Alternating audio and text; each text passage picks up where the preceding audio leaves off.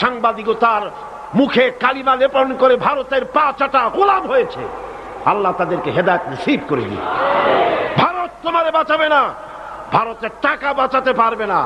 যখন গজব আসবে টেলিফোন করে তোমার বাবাজিরে খবর দেবারও সময় পাবা না। কোরআনের কাছে আসো, কোরআন তোমাকে মুক্তি দেবে। কে মুক্তি দেবে? কোরআন। বিজ্ঞানে ভরা, রাষ্ট্রবিজ্ঞানে ভরা। কে বলেছে কোরআন তাবিজ তদবিরের কিতাব? না, এটা তাবিজের কিতাব নয়, এটা তদবিরের কিতাব নয়, এটা ঝাড়ফুঁকের কিতাব নয়, এটা সংবিধান। এটা কি? এটা কনস্টিটিউশন।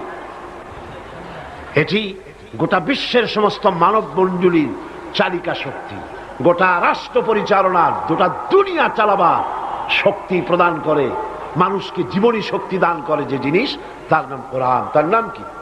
আসে